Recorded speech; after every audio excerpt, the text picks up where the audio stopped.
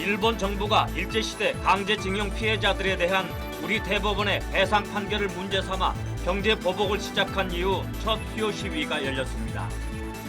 제1395차 수요 시위 참가자들은 일본의 경제 보복 조치를 규탄하고 일본 정부에 공식 사과를 촉구했습니다.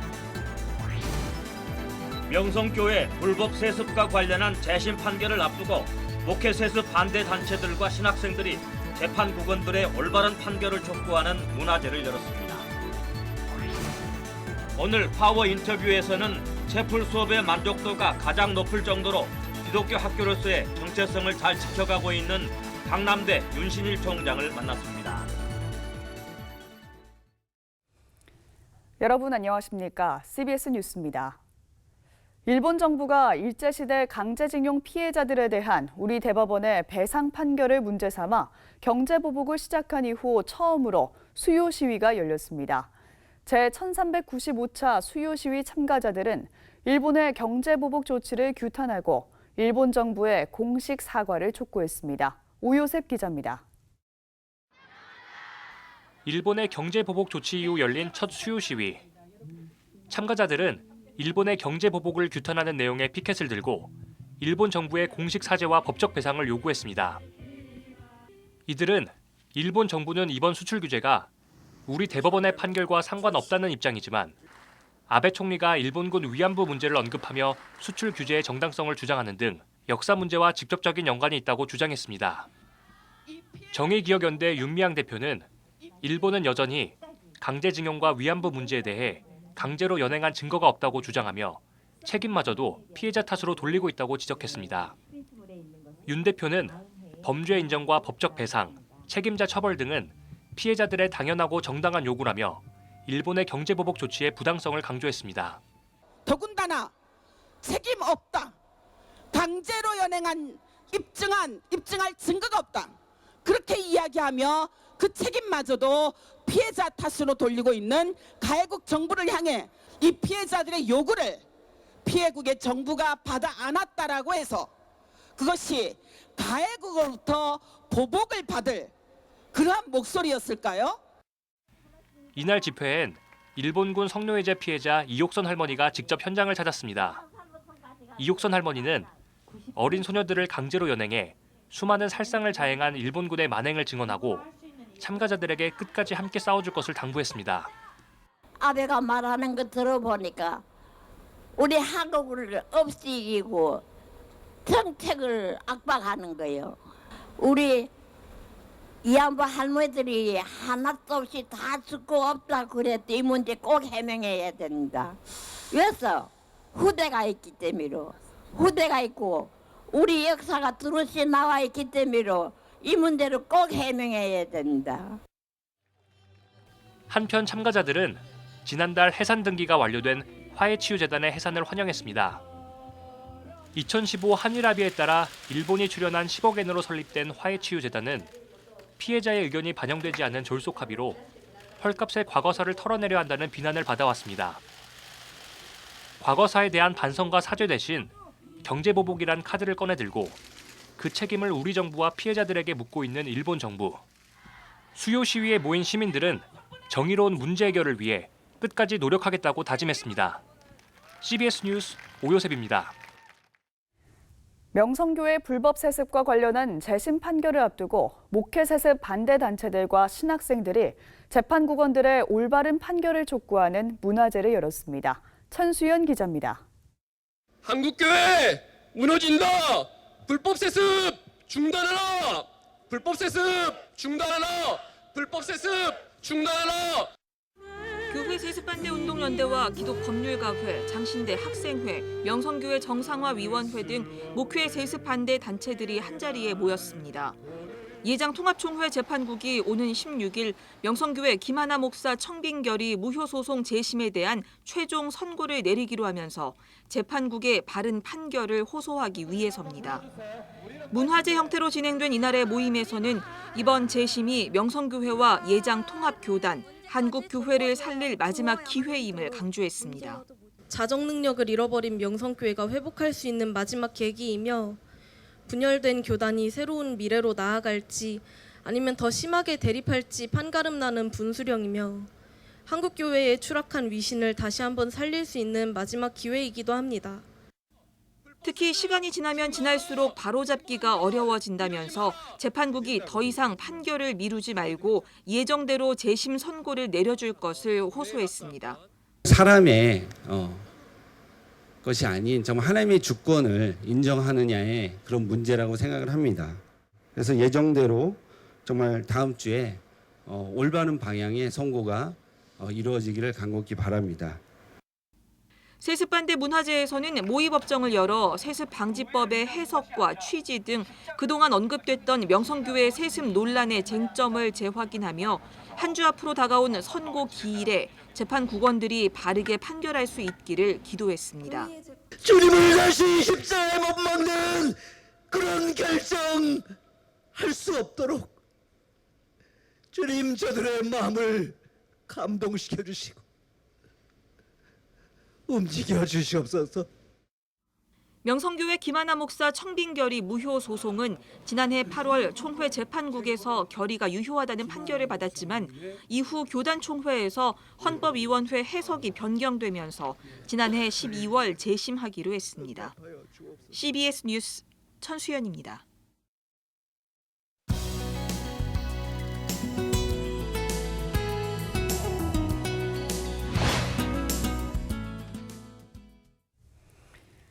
경기도 용인의 강남대학교는 73년 전 중앙신학교란 이름으로 시작된 기독교 학교입니다. 안병무 박사와 함석헌 선생 등 민족의 선각자들이 세운 학교인데요. 학생들을 상대로 조사한 결과 채플 수업의 만족도가 1위로 나타날 정도로 기독교 학교로서의 정체성을 잘 지켜가고 있는 학교입니다.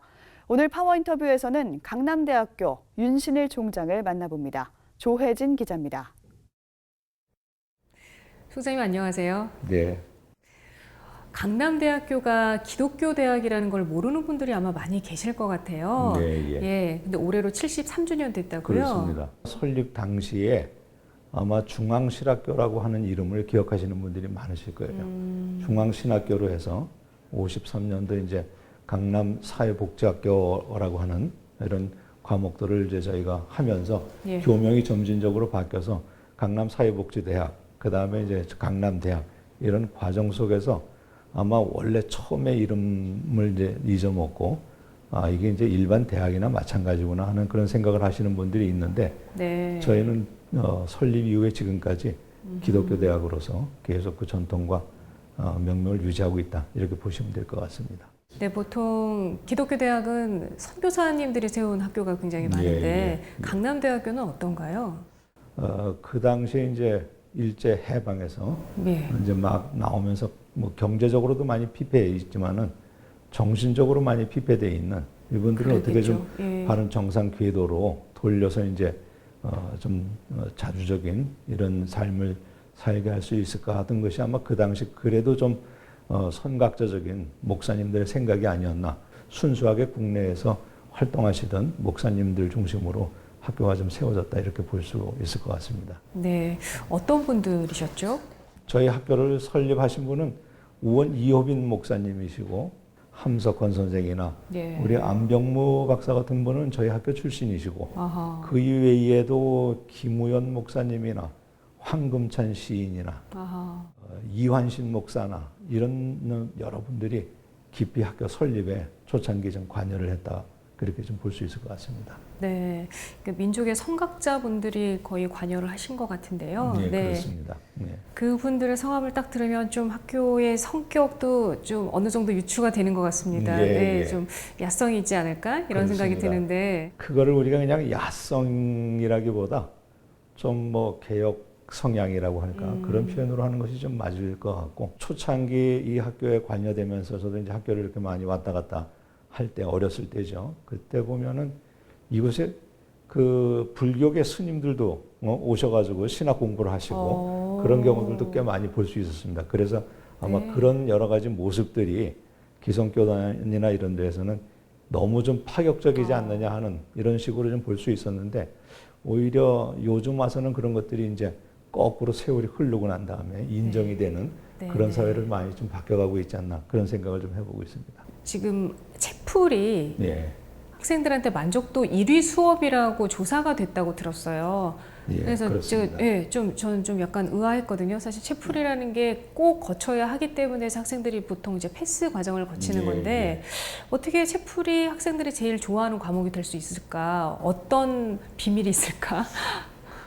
우리 젊은 학생들이 취업이라든지 예. 여러 가지로 이제 스트레스가 굉장히 많고 그렇죠. 그런 가운데 이제 저희 학교가 오랫동안 체포를 쭉 유지해 오면서 어느 특정 종교를 막 강요하듯이 이런 거보다는 좀 네. 다양한 외국의 목사님들을 모신다든지 전문가들을 모셔가지고 여러 얘기를 들을 수 있도록 이렇게 배려하는 부분이 학생들에게 아마 큰 체포를 통해서 위로를 받는 그런 게 아니었을까 드릴 수 있을 것 같습니다. 네, 그러니까 신앙을 강요는 하지 않지만 네. 그 학생들의 필요, 뭔가 마음에 원하는 거를 좀 채워주시는 것 같은데요. 그렇습니다. 이게 말은 쉬운데 예, 예. 구체적으로 어떻게 프로그램을 짜시는지 궁금하더라고요. 예를 들면은 뭐 학생들이 댄스 동아리를 통해서 배우는 여러 가지 이런 것들을 기독교적으로 승화시켜서 이제 진행한다든지 성극을 한다든지 네. 하는 여러 가지 프로그램들을 통해서 학생들이 좀 자연스럽게 이렇게 빠져들어올 수 있게 하는 이런 부분에 학생들이 크게 좀 저항감이 없지 않았을까 그런 생각을 좀 해봅니다. 예, 이제 끝 질문이 될 것 같습니다. 요즘 대학들이 다 어렵다고 해요. 예, 학령 인구가 이제 감소되기 때문에 여러모로 어려울 텐데요. 강남대학교는 또 초교파이기 때문에 교단의 지원도 없지 않습니까? 네, 맞습니다. 그만큼 더 어려움이 가중되지 않을까 싶은데요. 예. 총장님께서 한국교회에 바라시는 점이 있다면 어떤 점인지 말씀을 해주시고요. 또 어떤 고민이 있는지도 같이 나눠주셨으면 좋겠습니다. 제가 개인적인 생각이지만은 아마 미래 대학은 지금보다는 규모는 각 대학들마다 아마 절반 정도로 줄어들고 숫자는 오히려 거꾸로 지금 한 430여 개 대학들이 있지만은 한 600개 정도 이렇게 늘어나는 그런 모양으로 그 대신 이제 전제 조건이 있죠. 특화된 네. 꼭 필요한 모습으로 살아갈 수 있는 그 대학들은 살아남고 그런 측면에서 보면은 기독교 대학들이 살아남고 또 초교파 대학들이 살아남기 위해서는 아마 교회의 협력과 도움이 절대적으로 필요하지 않을까 그런 생각을 해봅니다. 선교나 봉사나 이런 것들을 같이 병행해서 나가면은 교회에도 도움이 되고 또 학교도 살아가는 좋은 기회가 되지 않을까 이런 생각을 해봅니다. 네, 강남대학교를 통해서 하나님께서 이루어 가실 일들을 기대해보는 그런 시간이었습니다. 네. 총장님, 오늘 말씀 감사합니다. 그래요. 고맙습니다. 네. 해외 선교사 자녀들을 위한 리더십 캠프가 열렸습니다. 한국선교사 자녀교육개발원은 경기도 안양 세중앙교회에서 캠프 개회 예배를 드리고 초중고등학생 선교사 자녀 150명과 함께 2주간의 캠프 일정에 들어갔습니다. 선교사 자녀들은 앞으로 일주일 동안 충남 서천군 청소년 수련관으로 자리를 옮겨 스스로 말씀 묵상과 기도를 통해 하나님과 동행하는 신앙 훈련을 받습니다. 이어 통영과 창원, 서울 등에서 한국 문화를 이해하고 체험하는 시간을 가질 예정입니다. 미랄복지재단이 최근 수익금으로 소외계층을 돕는 사회공헌 스토어 기빙플러스 수서점을 새로 열었습니다. 기빙플러스는 기업으로부터 후원받은 새 상품을 합리적인 가격에 판매하고 발생한 수익금 전액을 저소득 장애인 등 취약계층을 위해 사용하는 사회공헌 스토어입니다. 기빙플러스는 또 각 매장마다 2명 이상의 장애인을 채용해 장애인 일자리 창출에도 기여하고 있습니다. 미랄복지재단 홍정길 이사장은 올해 안에 3개 지점을 추가로 오픈할 예정이라며 장애인과 기업, 소비자의 상생으로 운영되는 기빙플러스에 많은 분들의 관심을 부탁드린다고 전했습니다.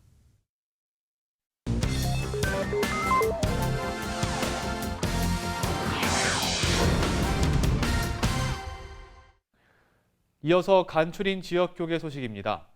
대전 성시화운동본부는 성평등 정책을 주제로 성시화 포럼을 개최했습니다. 또 국제선교기구 바울선교회는 전주에서 선교대회를 열고 청년 200여 명과 함께 선교적 소명을 나눴습니다. 대전 성시화운동본부가 성평등 정책 어떻게 대처할 것인가라는 주제로 제2회 성시화 포럼을 개최했습니다. 이번 포럼은 정부의 성평등 정책에 관한 대처 방안을 모색하는 자리로 마련됐습니다.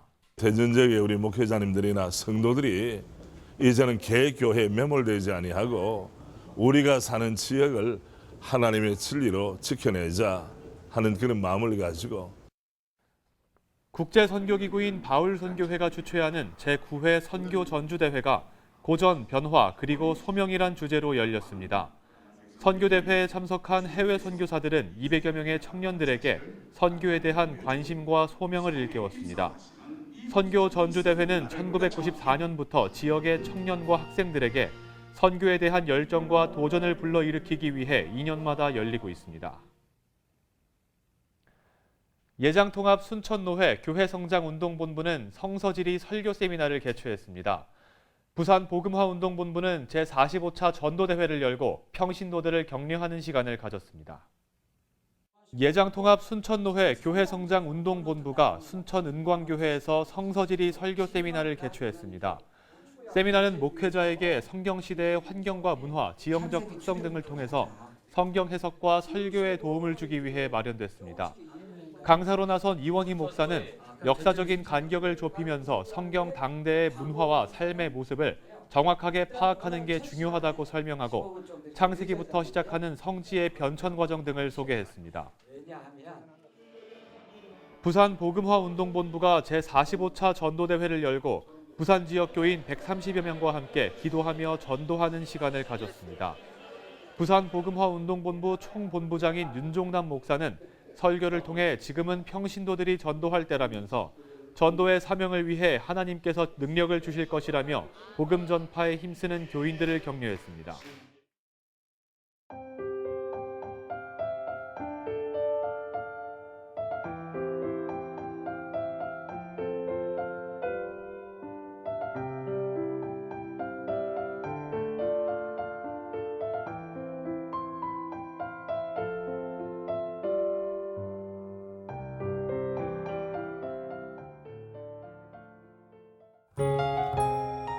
날씨입니다.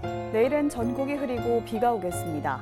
전국적으로 20에서 60mm의 비가 내릴 것으로 예상되는 가운데 남부지방은 아침에 대부분 그치겠습니다.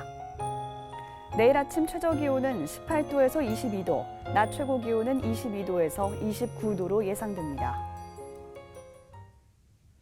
이상으로 뉴스를 마칩니다. 시청해주신 여러분 고맙습니다.